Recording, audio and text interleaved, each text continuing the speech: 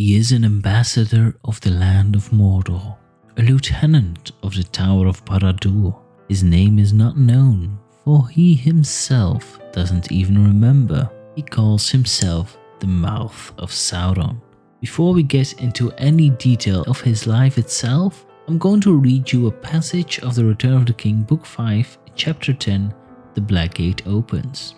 There came a long rolling of great drums like thunder in the mountains, and then a braying of horns that shook the very stones and stunned men's ears.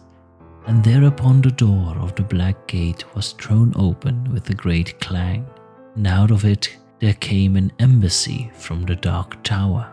At its head there rode a tall and evil shape, mounted upon a black horse, if a horse it was, for it was huge and hideous, and its face was a frightful mask, more like a skull than a living head, and in its sockets of its eyes and its nostrils there burned a flame. The rider was robed him all in black, and black was his lofty helm. Yet this was no ringwraith, but a living man. Ooh. This description of the lieutenant always gives me the chills, and Tolkien described him so well. This passage is one of my favorites of the entire saga. Although The Lord of the Rings, the movies itself, are one of the best movies ever made without a doubt, the scene with the Mouth of Sauron was not that great. He looked in my eyes more than a fool than an evil being. And the conversation between Gandalf and the Mouth of Sauron was completely different. You share my opinion with that? Do you think that Peter Jackson didn't do a great job on him? Or do you think he did? Write it down in the comment sections. I'm really curious what you think of this scene in The Lord of the Rings. So in the end of the passage there is written that he is no ringwraith but a living man. Then where did he come from? He is actually one of the Black Numenorians. These people are from the land of Numenor, who established their dwellings in Middle-earth before the destruction of the island in the Second Age. They lived in the southern lands and especially in the city of Umbar. During the Second Age, these lands were in alliance with Sauron, and the people there even worshipped him.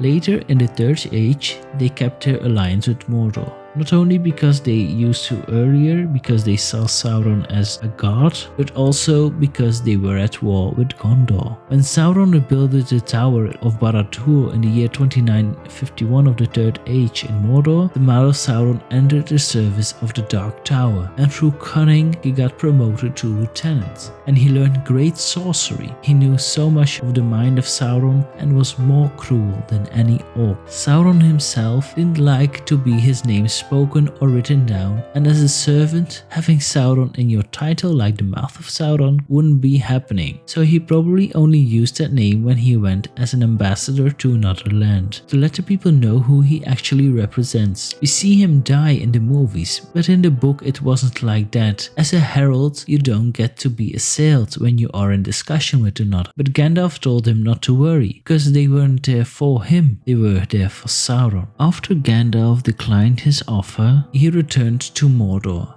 and an army of orcs and trolls came out to fight the free people.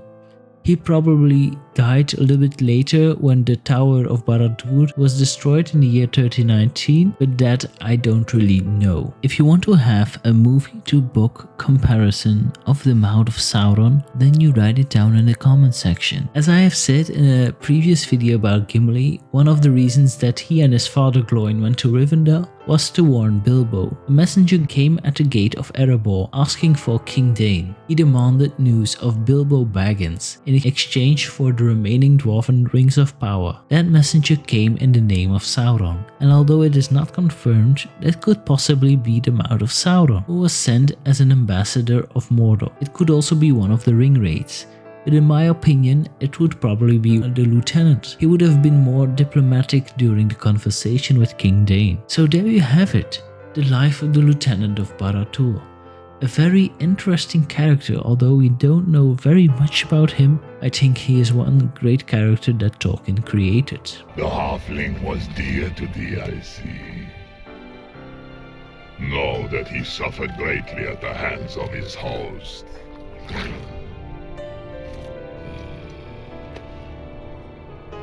Who would have thought one so small would endure so much pain?